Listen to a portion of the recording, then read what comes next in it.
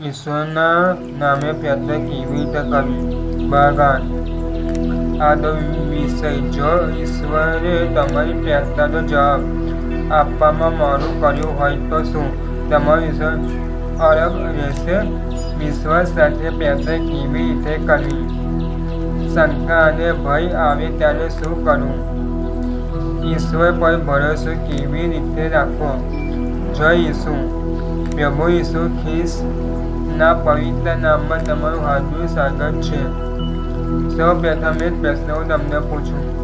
જો તમે ઘણા દિવસોથી પ્રાર્થના કરી રહ્યા હો પણ હજુ સુધી ઈશ્વરે તમારો જવાબ આપ્યો નથી, તો શું તમે પ્રાર્થના કરવાનું બંધ કરી દેશો કે વિશ્વાસ રાખીને આગળ વધશો?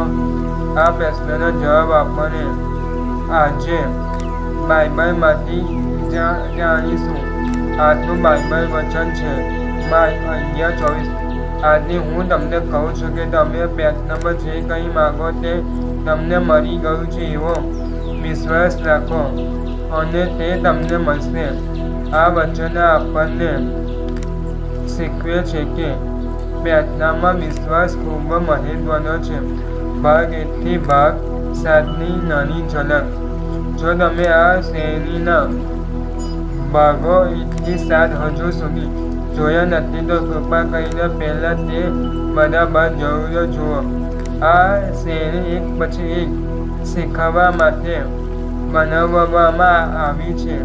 ભાગ 1 માં શું શીખ્યા? આપણે શીખ્યા હતા કે પ્રાર્થના શું છે, ઈશ્વર સાથે વાત કરવી, સ્વર્ગીય પિતાને પ્રાર્થના કરવી, પ્રભુ ઈસુ ખ્રિસ્તના નામે પ્રાર્થના પૂર્ણ કરવી.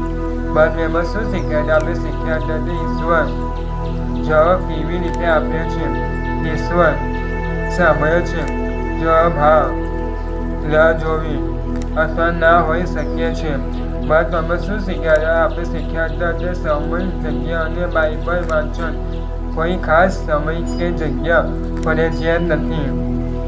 નવા કરારથી બાઇબલ વાંચવાની શરૂઆત કરવી. ભાગ 4 માં શું શીખ્યા હતા? આપણે શીખ્યા હતા કે પ્રાર્થનાનું વર્ણન હાથ જોડવા કે આંખો બંધ કરવી ફરજિયાત નથી. ઈશ્વર હૃદયને જોઈએ છે. ભાગ 5 માં શું શીખ્યા હતા? આપણે શીખ્યા હતા કે બીજાઓ માટે પ્રાર્થના, બીજા લોકો માટે પણ પ્રાર્થના કરવી, દરરોજ ઈશ્વરનો આભાર માનવો. ભાગ 6 માં શું શીખ્યા હતા? આપણે શીખ્યા હતા કે મન ભટકેલું શું કરવું, ફરી ઈશ્વર તરફ ધ્યાન લાવવું, નિયમિત પ્રાર્થનાની ટેવ પાડવી. ભાગ 7 માં શું શીખ્યા હતા? આપણે શીખ્યા હતા કે સ્તુતિ અને આરાધના, સ્તુતિ, આરાધના અને પ્રાર્થના વચ્ચે ફરક, આનંદના સમયમાં પણ ઈશ્વરનો મહિમા કરવો. હવે બીજો એક પ્રશ્ન હું તમને પૂછું. જો ઈશ્વર તરત જવાબ ન આપે તો શું તેનો અર્થ એ છે કે ઈશ્વર તમને સાંભળતા નથી? જવાબ છે એવું નથી. હવે આજનો વિષય સમજીએ. પહેલું, વિશ્વાસ સાથે પ્રાર્થના કેવી રીતે કરવી? પ્રાર્થના કરતી વખતે ઈશ્વરના પ્રેમ અને વચનો પર ભરોસો રાખો. વિશ્વાસનો અર્થ એ નથી કે બધું તરત મળી જશે. વિશ્વાસનો અર્થ એ છે કે ઈશ્વર જે કરશે તે યોગ્ય સમય અને આપણા હિત માટે કરશે.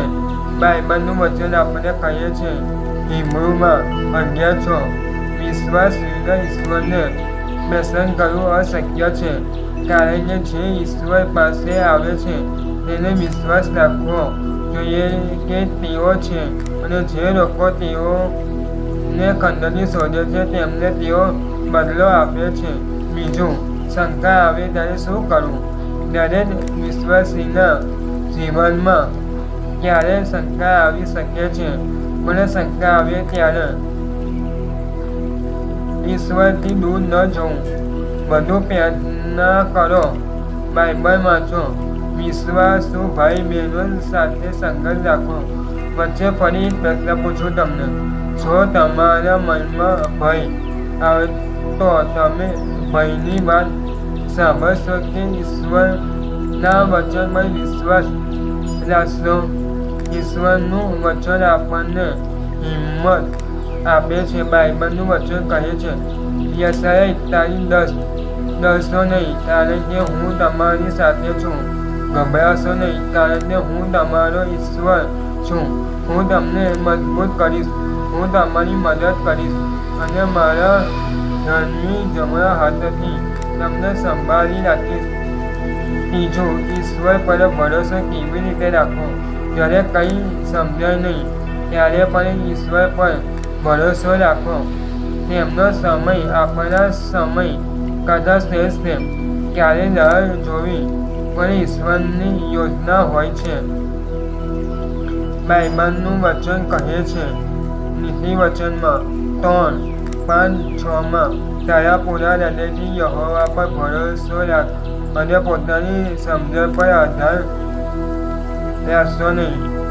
તારા સર્વ માર્ગોમાં તેમને ઓળખ અને તેઓ તારા માર્ગોને સીધા કરશે. આજનો મુખ્ય સંદેશ છે, ઈશ્વર ક્યારેય મોડા પડતા નથી. ઈશ્વર હંમેશા યોગ્ય સમયે કાર્ય કરે છે. વિશ્વાસ રાખો, પ્રાર્થના છોડશો નહીં. ઈશ્વરના વચનને મજબૂતપણે પકડી રાખો. છેલ્લે એક પ્રશ્ન પૂછું, જો ઈશ્વરનો જવાબ તમારી ઈચ્છા પ્રમાણે ન હોય તો શું તમે તેમ છતાં તેમના પર વિશ્વાસ રાખશો? આ પ્રશ્ન પર આજે જ વિચાર કરો. આગામી ભાગમાં આપણે શું જોવાના છે? ઉપવાસ સાથે પ્રાર્થના શું છે? ઉપવાસ કેમ કરવો અને બાઇબલ પ્રમાણે સાચો ઉપવાસ કેવી રીતે કરવો? જો આજનો વિડીયો તમને આશીર્વાદરૂપ લાગ્યો હોય તો તેને લાઈક કરો, શેર કરો અને ચેનલને સબસ્ક્રાઈબ કરવાનું ભૂલશો નહીં. પ્રભુ ઈસુ ખ્રિસ્ત તમને વિશ્વાસમાં મજબૂત કરે, ભય ઉપર વિજય આપે અને પોતાના પ્રેમમાં સ્થિર રાખે. જય ઈસુ. ફરી મળીશું આગામી ભાગમાં. આમેન.